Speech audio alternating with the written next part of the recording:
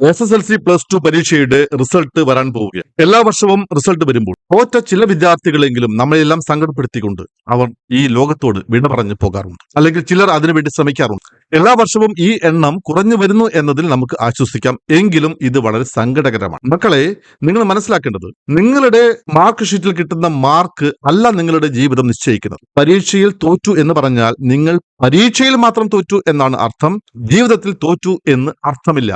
കാരണം SSLCക്കും +2-നുമൊക്കെ A+ വാങ്ങി ആദരവുകളും അവാർഡുകളും ഏറ്റുവാങ്ങിയ പല വിദ്യാർത്ഥികളും ജീവിതത്തിൽ പുറകോട്ട് പോയിട്ടുണ്ട്. അതേസമയം അന്ന് തോറ്റവരോ അല്ലെങ്കിൽ മാർക്ക് കുറഞ്ഞവരോ പുറകിൽ നിന്ന് സങ്കടപ്പെട്ടു നിന്ന പല വിദ്യാർത്ഥികളും അവർ ജീവിതത്തിൽ വളരെയധികം മുന്നോട്ട് കുതിച്ചു പായുകയും ജീവിതത്തിൽ വളരെ നേട്ടങ്ങൾ ഉണ്ടാക്കുകയും ഉയർന്ന ജോലികൾ സമ്പാദിക്കുകയും വളരെ ഉന്നതമായ ബിസിനസ് ചെയ്ത് കോടിക്കണക്കിന് രൂപ സമ്പാദിക്കുകയും ചെയ്തിട്ടുള്ള നിരവധി ആളുകളുണ്ട്. നിങ്ങൾക്ക് ചരിത്രം പരിശോധിച്ചാൽ അറിയാം. നിങ്ങളുടെയൊക്കെ ക്ലാസ്സുകളിൽ അത്തരം വിജയഗാഥകൾ ഒത്തിരി നിങ്ങൾ കേട്ടിട്ടുണ്ടാകും. ജീവിത വിജയം നിശ്ചയിക്കുന്നത് പല ഘടകങ്ങളാണ്. നിങ്ങളുടെ എല്ലാം സ്റ്റാർ ആയിട്ടുള്ള മോഹൻലാൽ ഒരു സിനിമയുടെ ഓഡിഷന് പോയപ്പോൾ ഒരു സംവിധായകൻ 100-ൽ 2 മാർക്കാണ് കൊടുത്തത്. പിന്നീട് അതേ സംവിധായകന്റെ പടത്തിൽ അഭിനയിച്ചുകൊണ്ട് 2 ദേശീയ അവാർഡുകൾ വാങ്ങിയ കാര്യം മോഹൻലാൽ പറയുന്ന വീഡിയോ ഒത്തിരി പ്രചരിക്കുന്നുണ്ട്. എന്താണ് അർത്ഥം മനസ്സിലാക്കുന്നത്?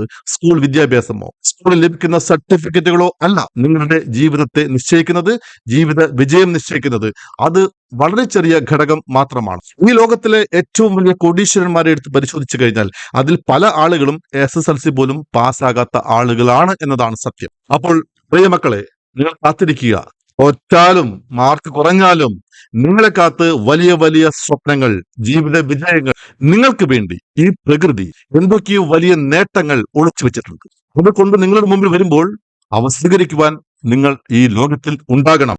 വിജയങ്ങൾ മാത്രമല്ല, തോൽവികളും ആഘോഷിക്കാനുള്ളതാണ്. കാരണം തോൽവിയെ അതിജീവിക്കുന്നതും ഒരു വിജയമാണ്. എന്തെങ്കിലും കാരണവശാൽ തോൽക്കുന്നവരും നിങ്ങൾ ഒരു ജേതാവാണ്. അതുകൊണ്ട് ഒരു ജേതാവിനെ പോലെ കാത്തിരിക്കുക. നിങ്ങളെ തേടി അനവധി വിജയങ്ങൾ, നേട്ടങ്ങൾ കാത്തിരിക്കുന്നു. All the best.